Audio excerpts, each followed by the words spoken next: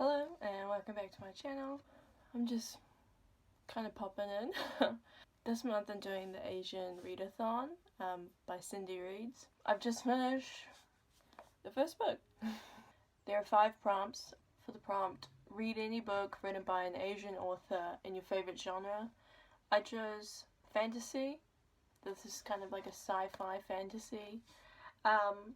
I read a lot of romance, but I think fantasy is actually my favorite. This was more of like a lo-fi, love fantasy kind of, which I like, and it's sort of quite a slow, peaceful one. It's called Before the Coffee Gets Cold by Toshikazu Kawaguchi from Osaka, Japan. Translated by Jeffrey Trozelot. I just finished it today at a cafe in Wellington called Nicoletta's. If you haven't been there, they have amazing vegan donuts. I really like the cover. Look at this cute little cat. The book follows, kind of follows 4 different stories, but they all connected in some ways. Of basically, in this particular cafe in Tokyo, you can drink a cup of coffee and visit a time in the past, but no matter what you do in the past, it won't change your current future. I enjoyed the peaceful kind of nature to this book. It wasn't like huge climaxes and turns, but everything felt natural and organic, and the characters got slowly developed, which I really liked. Hey, Alfie. There's Alfie. There were a few times where I teared up, but it's just a peaceful read. All the female characters were slim and described as pretty, which I was a bit like there wasn't a lot of diversity in female forms. That sounds creepy to say, but I can't think of another way to say it. And obviously it was quite heteronormative. No one in the book, everyone was straight in the book, but all the stories were really cute, and it showed different dynamics between couples and stuff. It's just nice. Yeah, that's Before the Coffee Gets Cold. I like this one. Next I'll be reading The Love and Lies of Roxana Ali by Sabina Khan. This is for the prompt, read any book with an Asian protagonist. So yeah, that's the next one. And I'll let you know what I think after that. Okay, peace. Hello. It's been ages, and it's June 2nd, but I'm updating you on 2 new books that I've read for the Asian Readathon. The Love and Lies of Roxana Ali. I read this while I was up in Auckland with Annie. Shout out Annie. I really liked the characters in this book, but I didn't feel quite really immersed. For me, when I read a book, sometimes I get lost in it, and I stop realizing that I'm reading words at all, and I'm just kind of picturing everything that happens. But for this one, I was always aware that I was reading a book. And sometimes the pacing was really slow and then really quick, so it felt kind of muddled like that.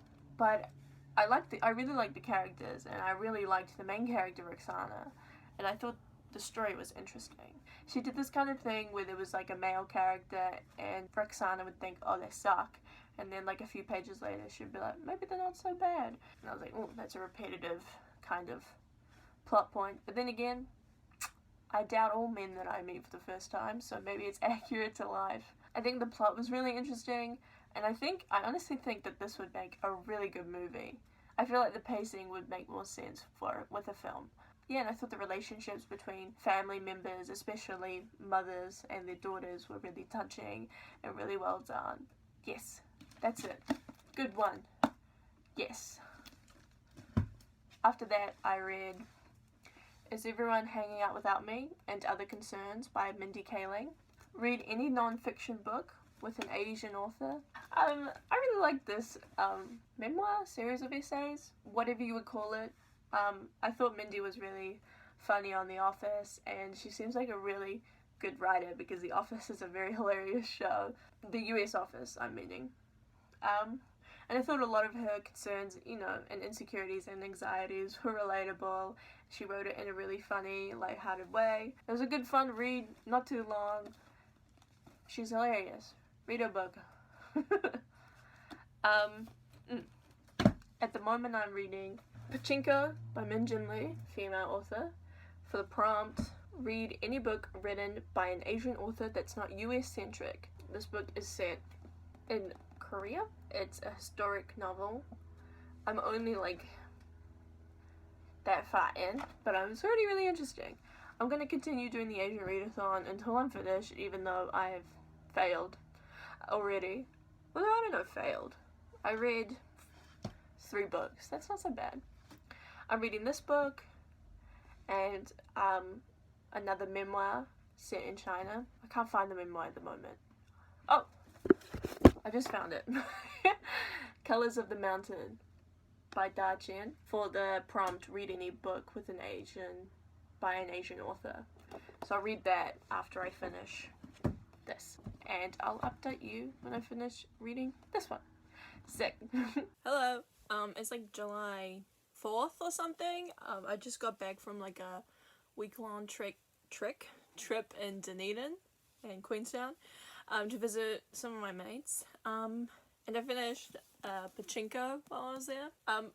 Sorry if my camera quality suddenly got like way worse. I accidentally left my phone with my sister and she went to a friend's place. So I'm filming on my iPad, but I'm finally home alone for the first time in like ages. So I was like, I'm just gonna film. It's like it's a kind of vlog-like video, so it's more casual, so it doesn't really matter. Where I usually set up my camera is like covered in Mila's stuff because she's staying, so all her shit's like in a pile on my floor. So I've got this balanced on my bed, so it's probably more shaky than usual, but you know, it's all part of the charm. So I finished Pachinko, and it took me quite a while to get through because it's actually quite a chunky book.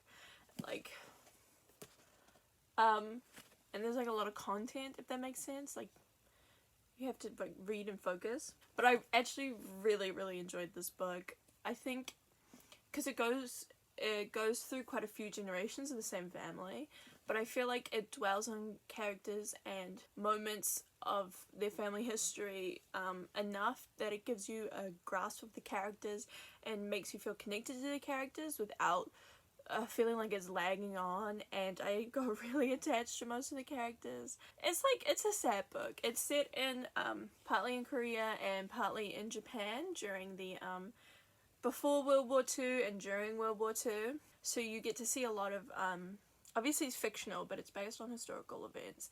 And from what I can see, the author did her research both online and while actually visiting Japan and talking to people who experience similar things that the characters in her books do. It's fictional, but it's kind of true to the history of what really happened. So it shows some of the discrimination that Koreans experienced whilst in Japan. Even people who later on were born in Japan and had a Japanese citizenships, but who were descended from Korean parents or grandparents, they still experienced discrimination in Japan, and it's kind of portrayed in the book that they were often seen as like filthy or poor or stupider, like that kind of stuff. So yeah, and also like how women were treated during that time. But it's written very well and all the characters are poetic, and I like how it shows though even people who were raised in environments where they accepted certain privileges without thought. It shows that even people who take these lessons from society that aren't so great, like the wife should do what the man says or only the man should work, etc. It shows that that's not all there is to the characters, and even people who believe things that aren't necessarily ideal or great from our viewpoint aren't one-dimensional people. They're good and bad to all people. I don't know. I'm rambling on, but it's good, and I really, really enjoyed it, and I would definitely read it again because it's good. So there's Pachinko, and I'm currently reading Colors of the Mountain for my final prompt because yes, this is still for the Asian Readathon. I am lagging so behind, but I am going to complete it. By Da Chen, who is who's a Chinese man, and this is a memoir. I'm like this far through, so there's a ways to go. Anyway, I also wanted to show you some stuff that I got in Dunedin because I'm pretty excited about it. I got a few comics. One is Battle Mag which is a Dunedin-based magazine, because there's a bunch of cool comics in here, like short stories and stuff, done by like such a huge range of artists, which is just, it's really cool. But I was really excited to get it because my friend Zach, or Morechild, and my friend Harrison, or Harry Boy Pingers, both worked on a story together, and that's in here. This one.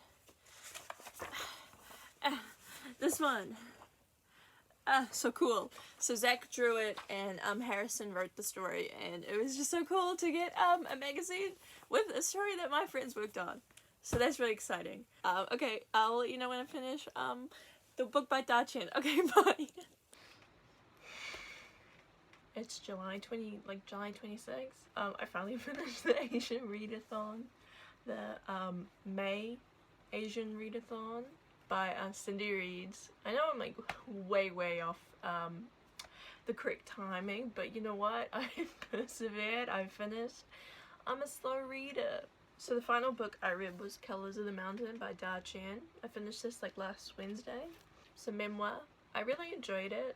So I always find it difficult to find things to say about memoirs, because even if it's not critiquing, just commenting on another person's life, it just feels iffy. I really like Da Chan's writing style, and honestly, books like this just make me realize the importance of knowledge, I guess. I don't know, it always just inspires me to try and learn more. I really enjoy memoirs because it's such a unique way to gain a perspective on someone else's life, or to get the opportunities to see what it's like to live, just see all the different experiences that people go through that can differ so greatly from your own, especially when they're raised in an entirely different country.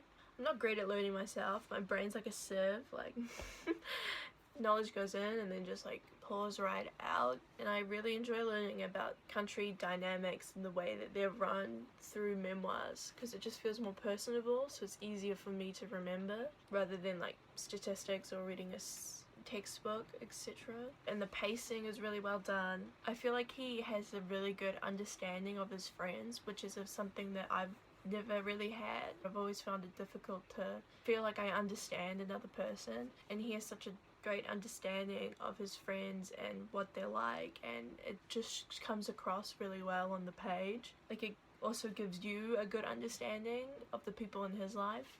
Anyway, that was Colors of the Mountain by Da Chan. So to kind of wrap it up, this month I read Before the Coffee Gets Cold by Toshikazu Kawaguchi, and I've actually seen that there's a sequel, I think, Before the Coffee Gets Cold, Tales from the Cafe. It seems like it's a sequel, so I'm really excited to get to read that. I also read The Love and Lies of Roxana Ali by Sabina Khan, and All My Friends Hanging Out Without Me and Other Concerns by Mindy Kaling, Pachinko by Minjin Lee, and obviously Colors of the Mountain by Da Chan.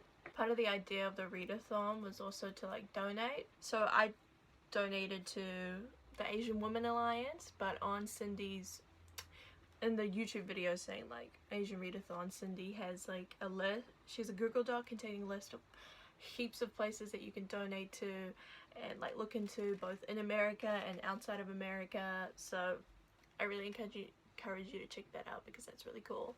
I'll obviously be linking her video down below. That was the Asian Readathon and how it took me 3 months to finish. Okay, stay safe and well. I hope you have a good day. Goodbye.